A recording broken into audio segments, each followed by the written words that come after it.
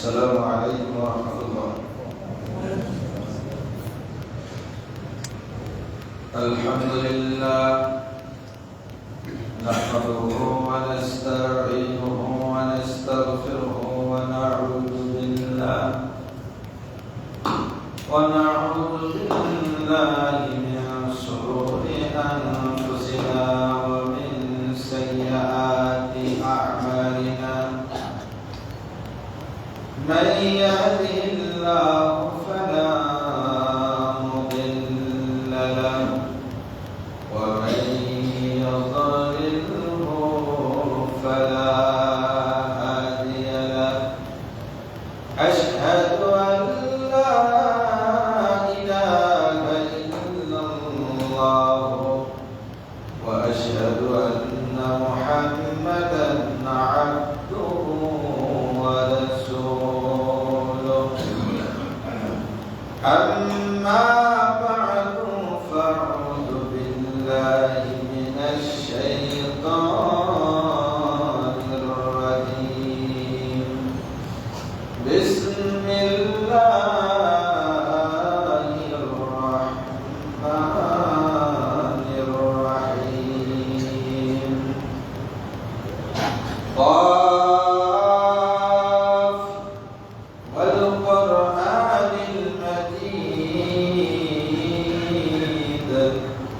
بل عجبوا أن جاءهم منذر منهم فقال الكافرون هذا شيء عظيم. أإذا متنا وكنا ترابا ذلك رجع بعيد. بارك الله لنا ولكم في القرآن العظيم ونفعنا وإياكم بالآيات وذكر الحكيم. إنه تعالى جواد كريم مالك بر رؤوف رحيم.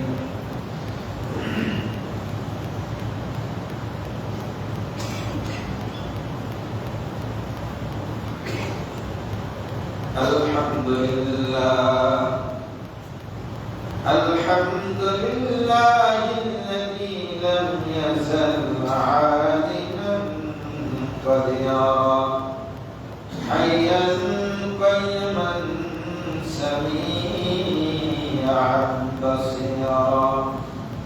أشهد أن لا إله إلا الله وأشهد أن محمدا عبده ورسوله. أما بعد فأعوذ بالله من الشيطان الرجيم. بسم الله الرحمن الرحيم. واتل ما أوحي إليك من الكتاب وأقم الصلاة إن الصلاة تنهى عن الفحشاء والمنكر ولذكر الله أكبر والله يعلم ما تصنعون.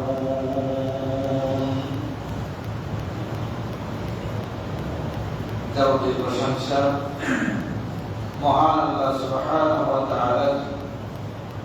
আমি সন্ধ্যাবেলায় নিবেদন করছি যে রব্বুল আলামিন আমাদের সালাতুল জুমা আদায়ের লক্ষ্যে মাত্র বাইতুল ফালাহ জামে মসজিদে জমায়েত হওয়ার তৌফিক দান করেছেন। সকলেই সেই মহান মাহবুবের শুকরিয়া আদায় করি, সকলেই পড়ি আলহামদুলিল্লাহ। দরুদ পেশ করছি তার এই প্রেরিত মহামানব বিশ্ব মানবতার মুক্তির দিশারি বিশ্বনবী নবী মুহাম্মদুর রাসূলুল্লাহ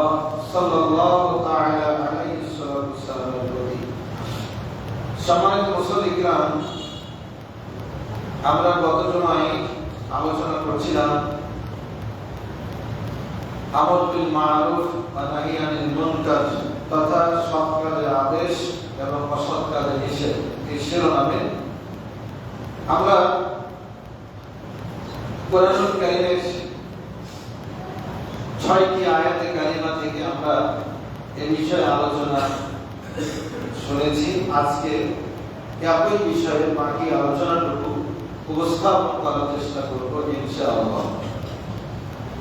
আলোচনার উদ্দেশ্যই ছিল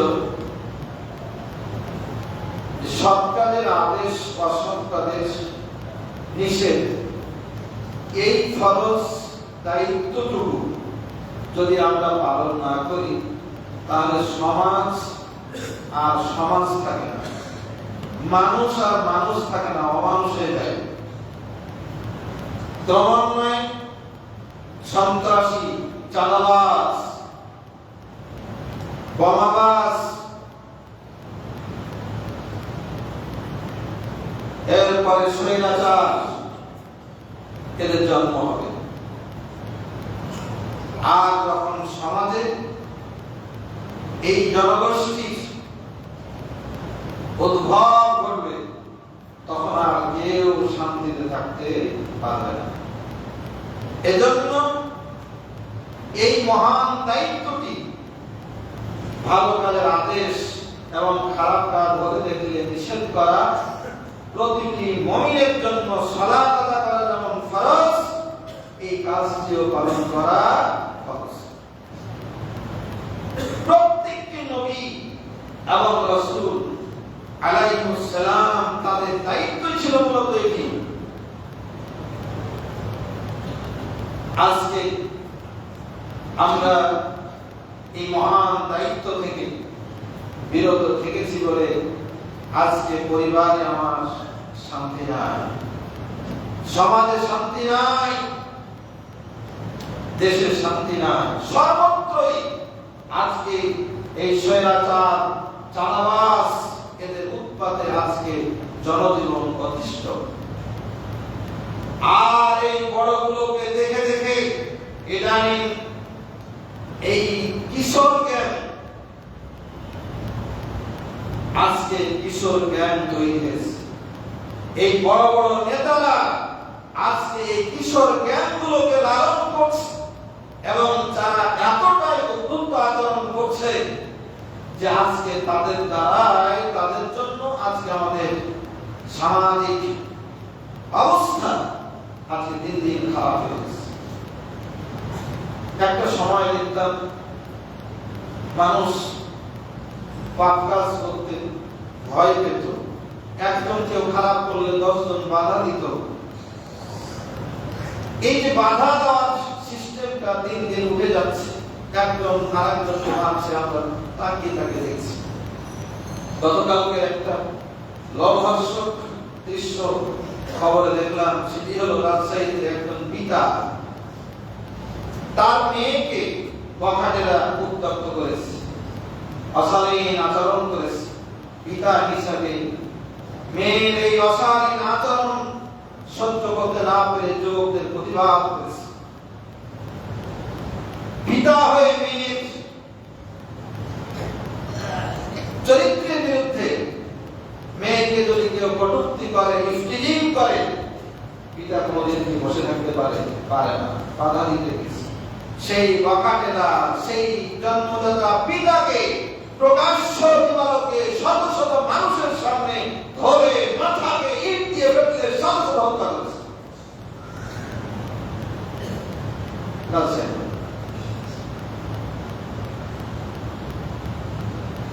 পাশের মানুষগুলো যদি এই জ্ঞানটাকে, এই কিশোরদেরকে নেতৃত্ব করতে চেষ্টা করত, একজন মানুষকে 10 জনে মারছে, বাকিরা তাকিয়ে দেখছে। কি সমাজ!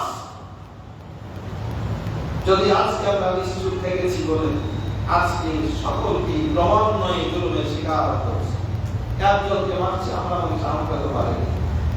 এই স্বৈরাচাররা দেখা গেছে একজন মানুষকে, একজন নিরাপরাধ মানুষকে হয়তো বন্দী করেছে, ফাঁসি দিয়েছে, বাকিরা আমরা তৃপ্তি ঢেকুর তুলেছি। ওকে মেরেছে, দোষ না থাকলে কি মারবে? এইভাবে পর্যায়ক্রমে মুসলমানদের উপর জুলুম নির্যাতন বেড়েই চলেছে। সম্মানিত উপস্থিতি, এখান থেকে পরিত্রাণ পেতে হলে সরকারের আদেশ এবং অসরকারের নির্দেশ নিষেধ, এটা আমাদেরকে আমাদের প্রাত্যহিক জীবনে এটাকে জোরালো ভাবে বাস্তবায়ন করার কোনো বিকল্প নাই। সম্মানিত উপস্থিতি, আল্লাহ রাব্বুল আলামিন সূরা আনকাবুতের 45 নম্বর আয়াতে বলেছেন, এই কাজ অন্যতম একটা কাজ, কি কাজ করলে সমাজ থেকে মুনকার দূর হবে? বাধা দেওয়া যেমন একটা কাজ, আধ্যাত্মিক ভাবে বাধা দেওয়ারও কিছু প্রক্রিয়া আল্লাহ সুবহানাহু ওয়া তাআলা ব্যক্ত করছেন।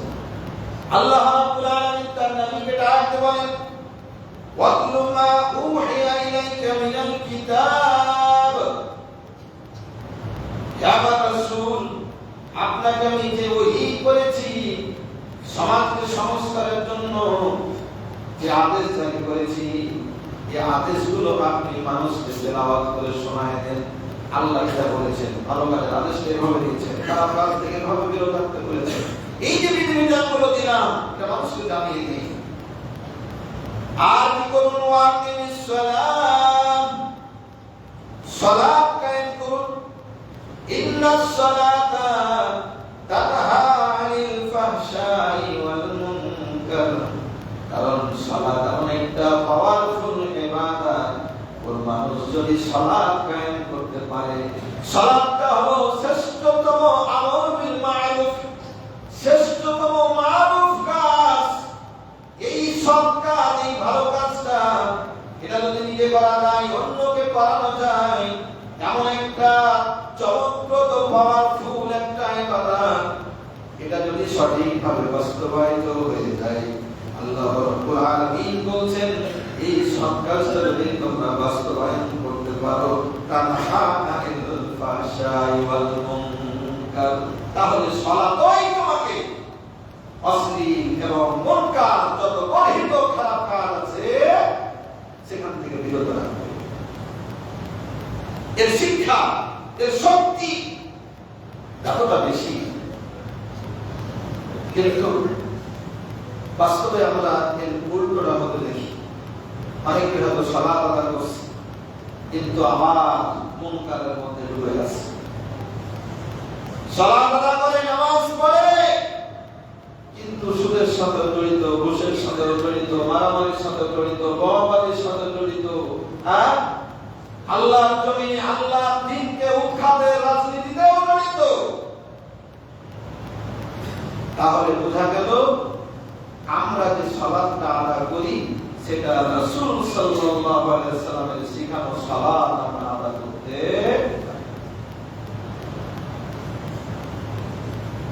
সাল্লু কামা রাআইতুনি উসাল্লি, রাসূল সাল্লাল্লাহু আলাইহি ওয়াসাল্লাম যে বললেন, তোমরা সেভাবেই সালাত আদায় করো, সালাত কায়েম করো যেভাবে আমাকে দেখেছো।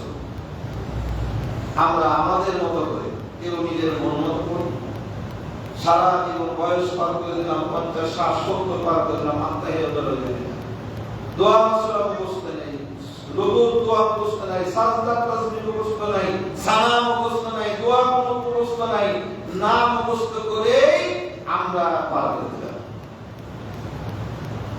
নিজের মন মতো। কারণ এই সালাতের এমন একটা শিক্ষা রয়েছে, সালাতের মধ্যে যখন বান্দা বলে ইয়াকা না'বুদু ওয়া ইয়াকা নাস্তাঈন, আল্লাহ একমাত্র আমরা তোমারই ইবাদত করি, আর বিপদে একমাত্র তোমারই কাছে সাহায্য চাই।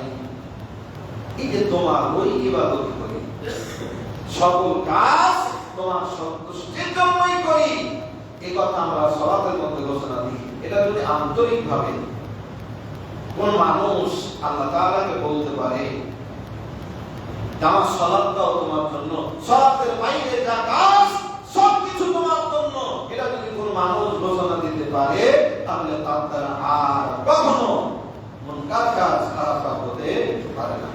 সেজন্য মুনকারকে প্রতিহত করার জন্য অন্যতম করণীয় সালাত আদায় করতে হবে। ও যুবক, আজকে তোমার শরীরে রক্তের তেজ আছে বলে তুমি আজকে ফিলিং করে বেড়াচ্ছ, তুমি আজকে মাদকের নমস্কার করছো, তুমি আজকে ক্যারামের মুঠিতে লম্বা সময় ধরে দাঁড়িয়ে দাঁড়িয়ে তুমি আজকে ক্যারাম খেলছো, সিগারেট টানছো। ও যুবক, একটা সময় আসবে তোমার মন চাইবে সালাতে লম্বা সময় ধরে দাঁড়িয়ে থাকতে, কিন্তু তুমি পারবে না। এখন তুমি দাঁড়িয়ে থাকতে পারছো, কিন্তু সালাতে না দাঁড়িয়ে তুমি ক্যারামে দাঁড়িয়ে থাকছো। আফসোস করে যুবক। সম্মানিত উপস্থিতি, যুবকরা যদি সালাতে দাঁড়িয়ে যায়, অনেকেই বলে মাদক মুক্ত খেলাধুলা অনুষ্ঠান, মানে খেলাধুলায় জড়িয়ে থাকলে মাদক মুক্ত থাকবে। এই স্লোগানে আমরা বিভিন্ন খেলাধুলা হতে দেখি, মাদক মুক্ত জন্য খেলাধুলা করো, মাদক মুক্ত থাকবে। এই মাদক মুক্ত কয়েকটা খেলাধুলা দেখতে গেছিলাম, খেলাধুলা দেখে আছে ফুটবল খেলা, দেখলাম যে হাই লেভেল গ্যালারিতে যতগুলো মানুষ সবার মধ্যে বেশি। তো যে খেলা দেখে মাদক মুক্ত থাকবে তার দর্শকগুলো সবাই মিলে দাঁড়িয়ে থাকার জায়গা পাওয়া যায় না, তাহলে দেখা গেল স্লোগানটা সঠিক নয়। ওই স্লোগানটাই সঠিক, লা তাকরাবুস সালাত ওয়া আনতুম সুকারা। আল্লাহ বলেন সালাতে যেও না নেশা করে, কারণ নেশা হলো তোমার ক্ষতির কারণ। কোন মুসল্লি, কোন মানুষ, কোন মায়ের বেটা, কোন মুসলমানের সন্তান যখন পবিত্র হয়ে ওযু করে নামাজে আসে আর এই পবিত্র ধারাটাকে জীবনের মধ্যে ছড়িয়ে দেয়, জীবনের মধ্যে আমল করে, তখন তার দ্বারা আর বিড়িমুক্ত করবে না, আর সে নষ্ট হবে না। এজন্য উদাত্ত আহ্বান রাখবো সালাত কায়েম করতে, কারণ সালাতটা এমন একটা পাওয়ারফুল ইবাদত যেখানে মুনকার কাজকে ঠেকিয়ে দেয়। ওয়ালা যিকরুল্লাহি আকবার, আল্লাহ জিকিরটাই হলো সবচেয়ে বড়। আর যতগুলো জিকির আছে সালাতটা হলো শ্রেষ্ঠতম জিকির। আল্লাহু ইয়ালামু মা তাসনাউন, আল্লাহ সুবহানাহু ওয়া তাআলা বলেন আল্লাহু ইয়ালামু, আল্লাহ ভালো জানে, মা তাসনাউন, তোমরা যা কিছু করছো। তোমরা সৎ কাজের আদেশ দিচ্ছ কিনা, সালাত কায়েম করছো কিনা, মুনকার থেকে বিরত থাকছো কিনা। মনে করো না যে আমার জীবনের মালিক আমি, যা ইচ্ছা তাই করব, এটা ভেবো না। আল্লাহ বলছেন আল্লাহু ইয়ালামু মা তাসনাউন, তোমরা যা করছো আল্লাহ ভালো করে হিসাব রাখছেন, জেনে রাখছেন মানে এটা একটা থ্রেট, এটা আল্লাহর পক্ষ থেকে একটা হুমকি। এই বান্দা, আমি জানছি তো খবর। সম্মানিত উপস্থিতি, ঈমানদারের কাজ হলো সৎ কাজের আদেশ করা, অসৎ কাজের নিষেধ করা। পক্ষান্তরে যারা অন্যায় কাজেরই আদেশ করে আর ভালো কাজে বাধা দেয়, তারা কারা, তাদের পরিচয় জেনে আসি। সূরা নূরের 21 নম্বর আয়াতে আল্লাহ রাব্বুল আলামিন ঈমানদারদেরকে ডাকতে বলেন, ইয়া আইয়ুহাল্লাযীনা আমানু লা তাত্তাবিউ খুতুওয়াতিশ শাইতান। এই ঈমানদাররা শয়তানের পদঙ্ক, শয়তানের প্রমাণ অনুসরণ করো না। ফাইন্নাহু ইয়া'মুরু বিল ফাহশাই ওয়াল মুনকার, কারণ শয়তান মানুষকে অশ্লীল খারাপ কাজের আদেশ করে। তাহলে খারাপ কাজের যারা আদেশ করে, আরে মা বাবাকে দেখে দেবে। এই যে হুমকি,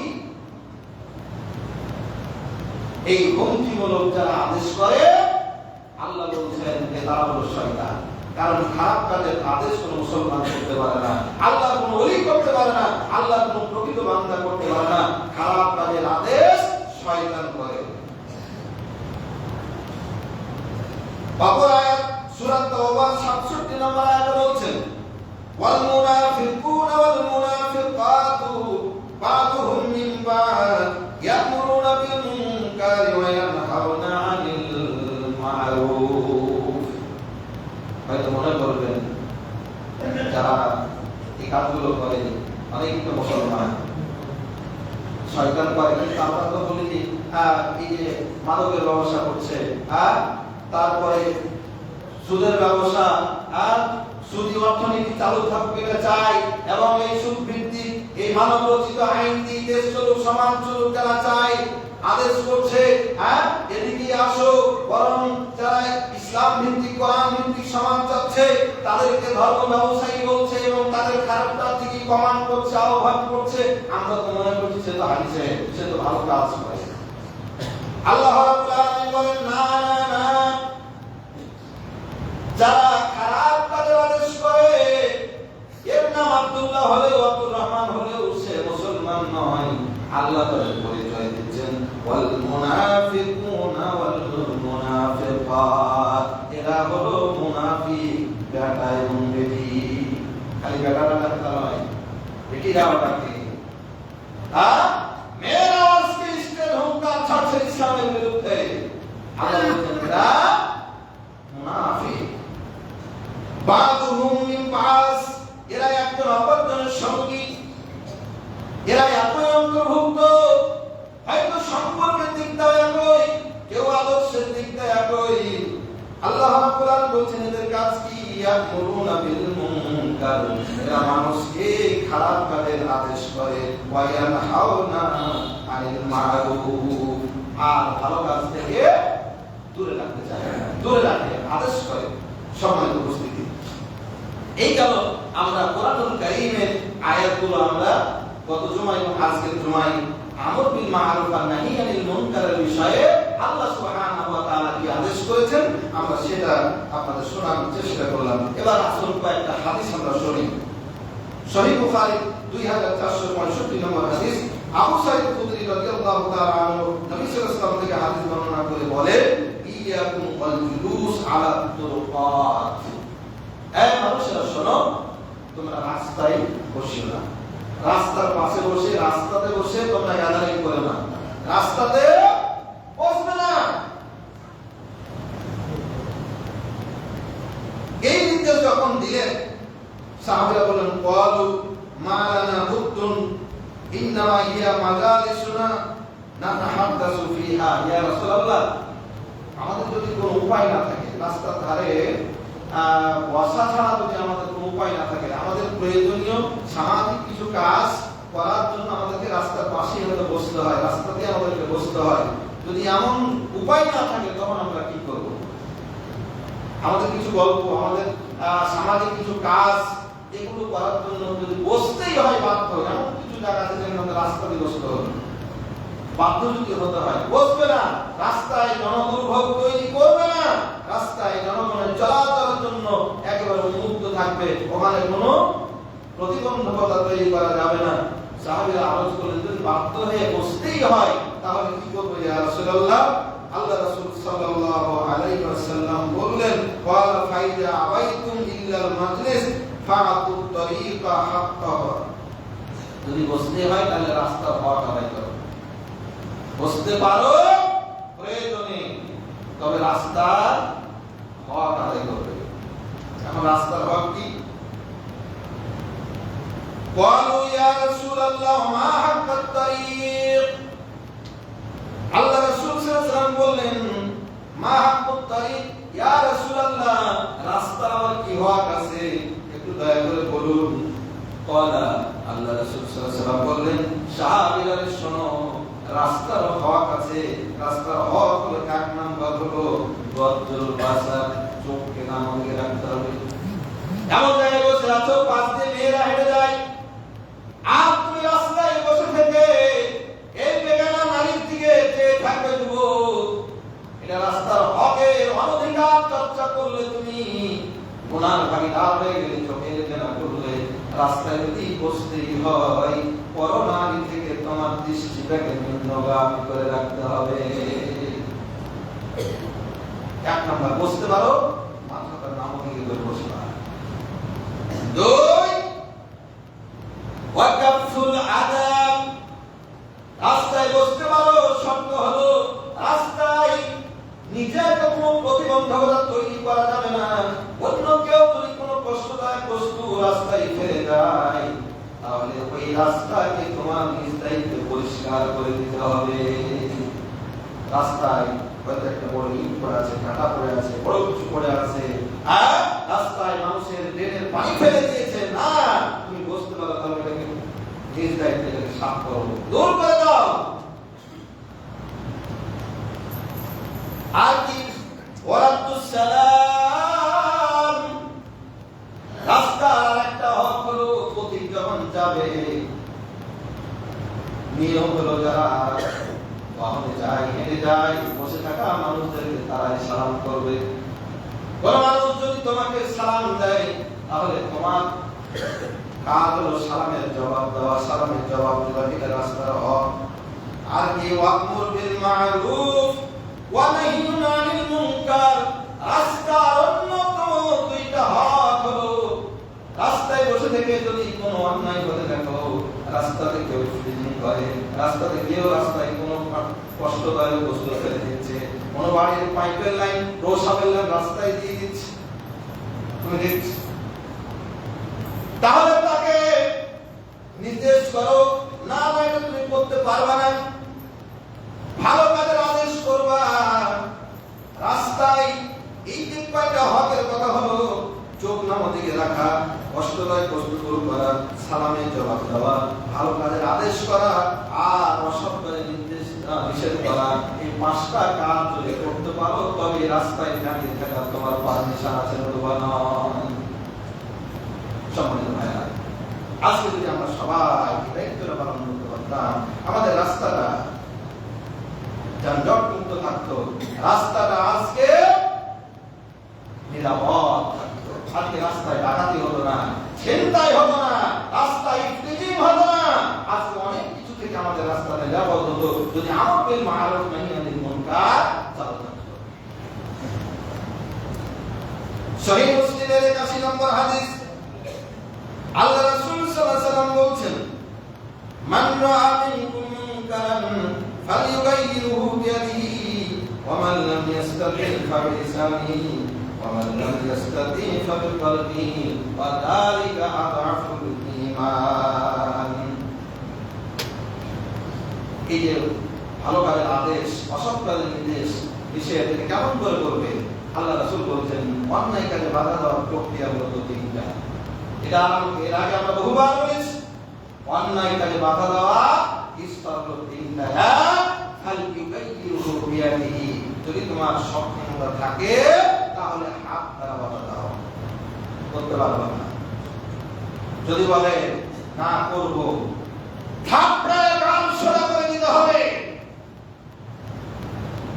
মানুষের ক্ষতি করবা, মাদক বিক্রি করে যুব সমাজকে ধ্বংস করবা, সমাজের নেতা হয়ে শুধু নেতাদেরকে খালি অন্যায় কাজে ডাকবেন তা নয়, নেতা যদি প্রকৃত নেতা হন, আপনার ভাই, আপনার প্রতিবেশী, আপনার জামাতের লোক, আপনার নিকটস্থ, আপনার অধীনে চলে, আপনার অধীনে চলে এই যুবকটা কি করে খারাপ পথে যেতে পারে, আপনি যখন সে নেশা টানে আপনি ঠাকুরের সোজা করতে পারবেন?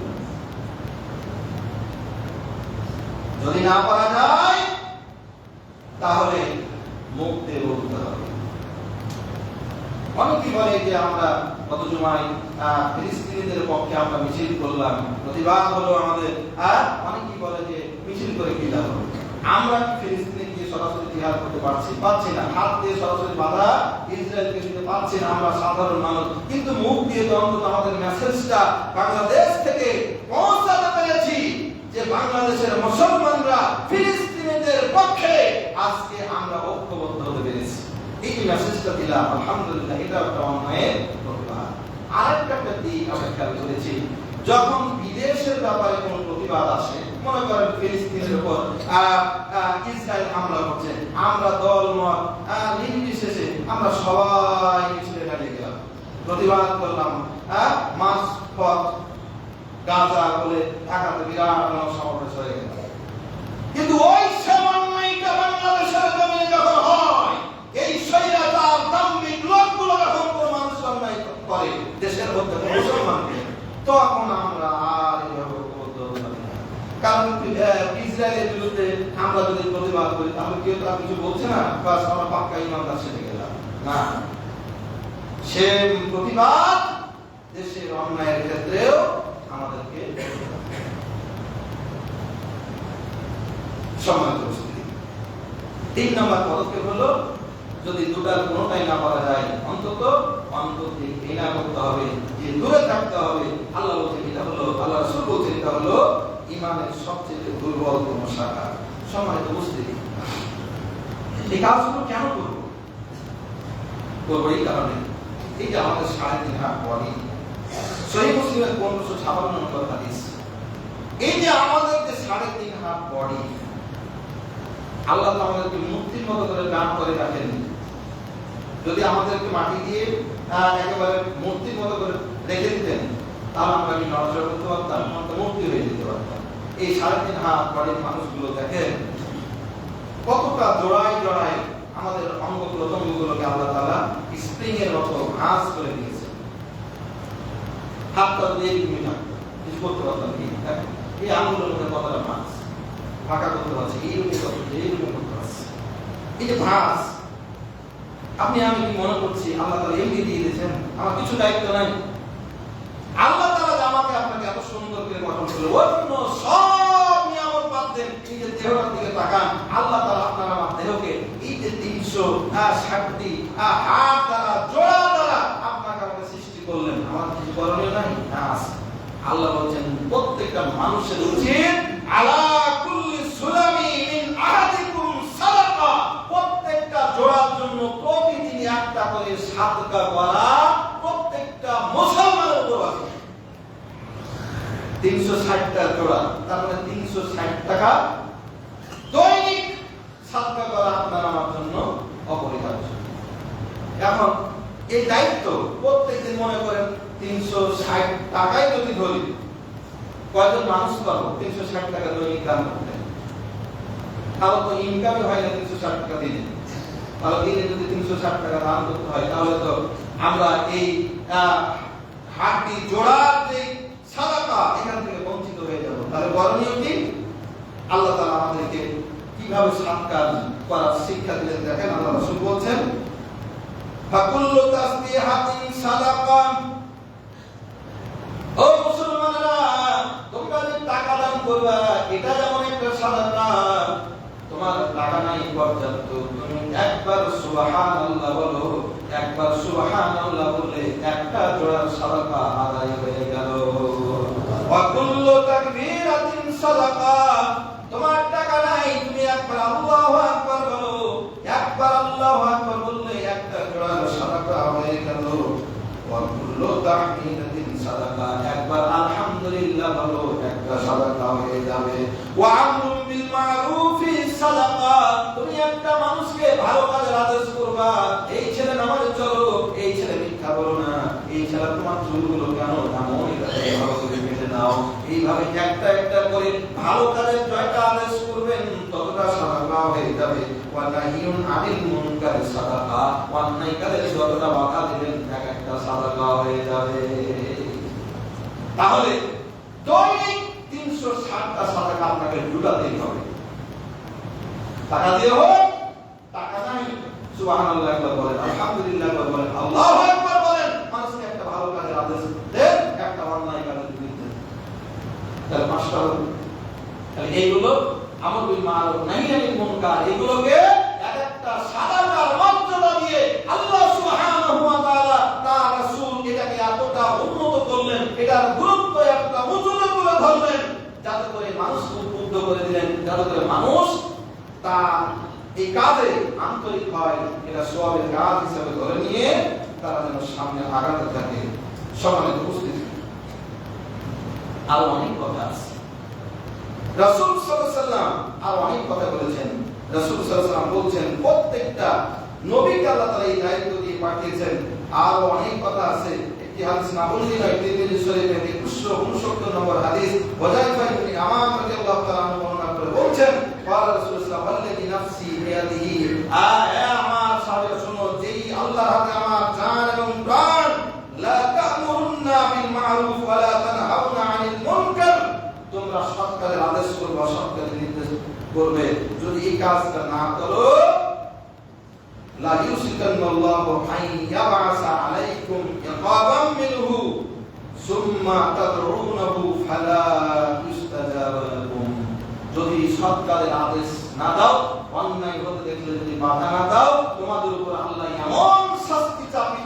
সেটা আসমানিওয়ালা জমিনওয়ালা হতে পারে, অথবা সহিয়াচারের মাধ্যমে এমন শাস্তির মুখোমুখি আল্লাহ দাঁড় করিয়ে দেবেন, এই শাস্তি থেকে বাঁচার জন্য আল্লাহর কাছে প্রার্থনার পর প্রার্থনা, মুনাজাতের পর মুনাজাত করবে, ফালা ইস্তাজাবা লাকুম, তোমাদের ওই মুনাজাত কবুল হবে না, কারণ তোমরা সৎ কাজের আদেশ দাও, অসৎ কাজের নিষেধ করো।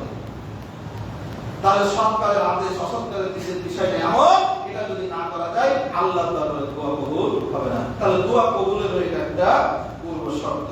সম্মানিত মুসল্লিগণ, আমাদের সমাজে দেখা যায় যারা আমরা ইসলাম ধর্মকর্ম একটু পালন করি, আল্লাহ সুবহানাহু ওয়া তাআলা বলেন ইন্নাকুম মানসুরুন, তোমরা যদি দেখো যে মাঝে মাঝে তোমরা বিজয় লাভ করছো, ওয়া মুসিবুন, কখনো কখনো মুসিবতে পড়ে যাচ্ছ, ওয়া মাফতুহুন, কখনো কখনো তোমাদের সাময়িক বিজয় অর্জিত হচ্ছে, এমন যদি দেখো তাহলে তোমরা কি করবে?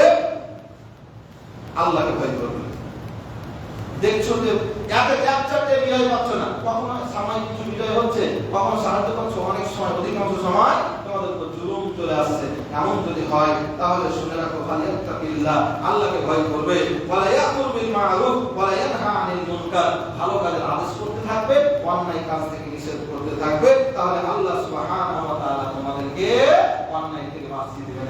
এখানে আরেকটা হাদিসে শেষ অংশে জোর দিয়ে দিয়েছেন তিরমিজির এই 2257 নম্বর হাদিসে, মান কাযিবা আলাইয়া মুতাআম্মিদান ফালইয়াতাবাওয়া মাকাদাহু মিনান নার। শোনো, ভালো কাজের আদেশ দিতে গিয়া রাসূলের নামে যেন আবার মিথ্যা বলো না। রাসূল সাল্লাল্লাহু আলাইহি ওয়াসাল্লাম বলেছেন, যেটা আমাদের হুজুররা অধিকাংশ করে থাকে, অনেকেই বলে থাকে, রাসূল বলেন হাদিসে আছে, কিতাবে আছে বলে জানি।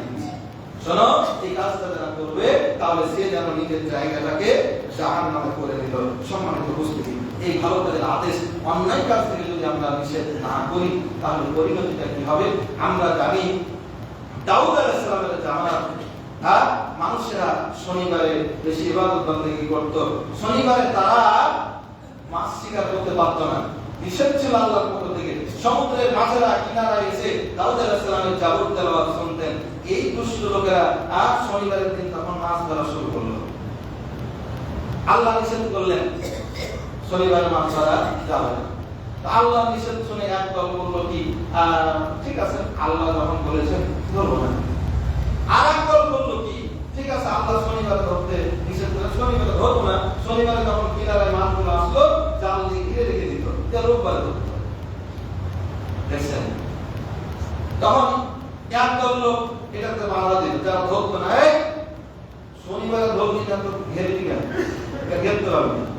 আর এক দল তখন বললো, আমরা ভালো তো নাই, মন্দ তো নাই, আমরা ঘেরতেও যাবো না, বাধা দিতে যাবো। তিন গ্রুপ হয়ে গেল। এক দল মাছকে ঘেরে রাখে, আর এক দল ঘেরে না, বাধা দেয়, আর এক দল বলছে আমরা কোনো দিবি না।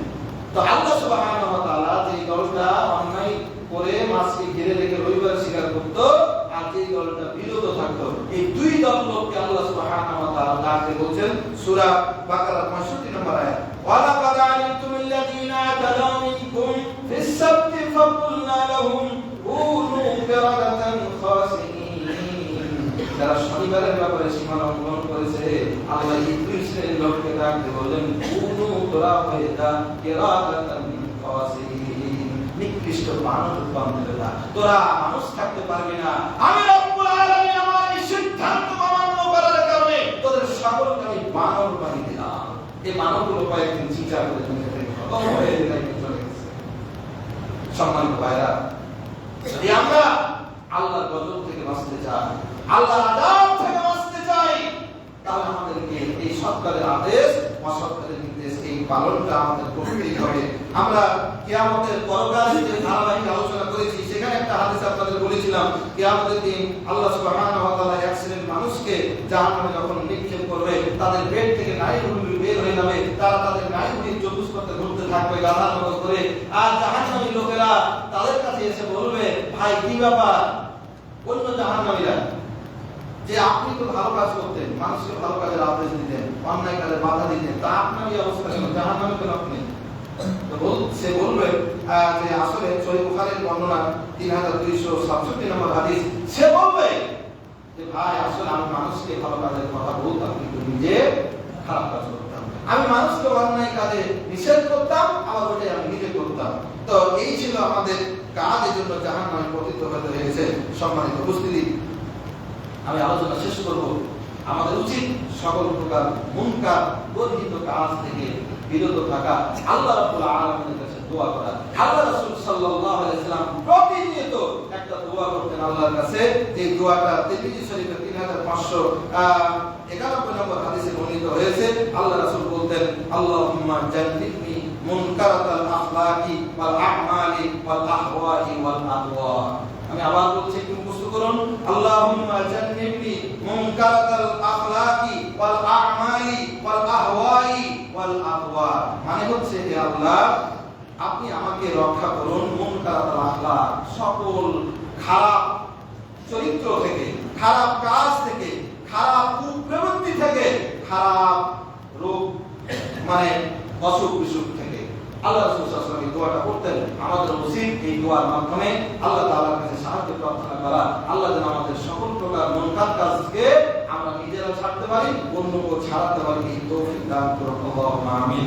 তো সম্মানিত উপস্থিতি, এই কাজটা কেন করব আরেকটি কথা না বললেই না, সেটি হলো যে মানুষ মরে গেলে সব আমল বন্ধ হয়ে যায়, সব আমল বন্ধ হয়ে যায়। তিনটা জারি থাকে, দান, ইলম এবং হলো নেককার সন্তান। এই তিনটা কাজ ছাড়া আপনি মাইয়ের জন্য যা কিছু করবেন, তালবিম ডেকে খাওয়ান, মুলবিকে ডেকে খাওয়ান, আর ভাড়া করে দোয়া করান, যা করবেন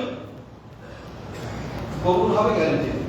কিন্তু এই তিনটা কাজ করে অবশ্যই মৃত্যুর পরে আপনার আমার কল্যাণে আসবে। নিজে দান করে যান, মরার পরে পরিশ্রম দান করুন, সব দান মাইয়ের জন্য কবুল।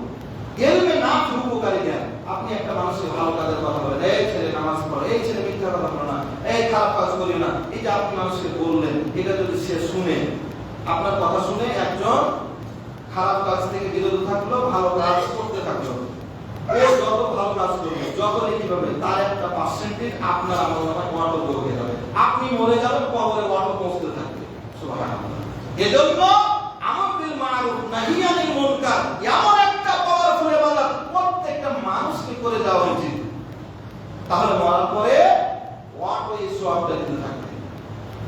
মরার পরে এই কুলখানি চল্লিশা আর এগুলোর জন্য আমরা হুড়োহুড়ি লাগাই, নিষেধ করার পরেও আমরা করতে থাকি, নিষেধ করার পরেও ঘরে খাবার নেই, মানুষের বাড়ি চেয়ে কামাই করি, কোরআন খতম করে মুরগি থেকে বক্সে দিই, এগুলো কোনো বৈধ নয়। বৈধ হলে আপনি ভালো কাজ করে যান, মানুষকে সৎ কাজের আদেশ দেন, অন্যায় কাজে নিষেধ করে যান।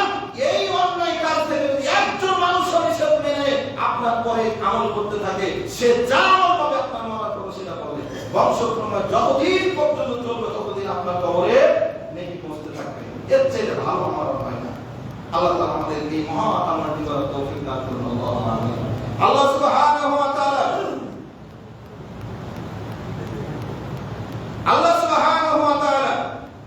আমাদেরকে এই নেক আমলগুলো করার তৌফিক দান করুন, আমিন। বিশেষ করে আল্লাহ সুবহানাহু ওয়া তাআলা আমাদেরকে যেন সৎ কাজের আদেশ, অসৎ কাজের নিষেধ এই কাজগুলো করার তৌফিক দান করুন, আল্লাহুম্মা আমিন। একজন মুসল্লি আমাদের বিদেশ গেছে, প্রবাস থেকে তার প্রথম উপার্জন থেকে 3000 টাকা পাঠিয়েছেন। আল্লাহ সুবহানাহু ওয়া তাআলা এই প্রবাসী ভাইয়ের আয়কে আল্লাহ তাআলা কবুল করুন, তার প্রবাস জীবনকে আল্লাহ সুবহানাহু ওয়া তাআলা যেন কল্যাণময় করে দেন, আল্লাহুম্মা আমিন। আল্লাহুম্মা আকসির মালাহু ওয়া ওয়ালাদাহু ওয়া বারিক লাহু ফীমা আতাইতা। আর একজন 100 টাকা দিয়েছেন, আবু বকরের মেয়ে 100 টাকা দিয়েছেন, আর একজন 500 টাকা দিয়েছেন। আর আমাদের সহসভাপতি আল্লাহ মুসলিমউদ্দিন সাহেব তার মেয়ের মাগফিরাতের জন্য 1100 টাকা দিয়েছেন। আল্লাহ তাআলা তাকে কবুল করে তার পিতামাতা, তার মেয়ে, ছেলে আর নাতি, জামাই যারা মারা গেছেন সকলকে আল্লাহ তাআলা জান্নাতের মেহমান হিসেবে কবুল করুন, আল্লাহুম্মা আমিন। আল্লাহ তাআলা আমাদের সকলকে নেক কাজ করার তৌফিক দান করুন, আমিন। আল্লাহুম্মা আতিনা ফিদ দুনিয়া হাসানা ওয়া ফিল আখিরাতি হাসানাতাও ওয়া কিনা আযাবান নার। আল্লাহুম্মা আনসুরিল ইসলাম ওয়াল মুসলিমিন। আল্লাহুম্মা আইয়িদিল ইসলাম ওয়াল মুসলিমিন। اللهم اقتل الكفرة والفجرة واليهود والمبتدعة والمشركين. اللهم زلزل أقدامهم، اللهم خرب بنيانهم، اللهم دمر ديارهم، اللهم زلزلهم زلزالا شديدا. ربنا آتنا في الدنيا حسنة وفي الآخرة حسنة وقنا عذاب النار. ربنا تقبل منا إنك أنت السميع العليم وتب علينا إنك أنت التواب الرحيم. سبحان ربك رب العزة عما يصفون وسلام على المرسلين. والحمد لله رب العالمين وصلى الله تعالى على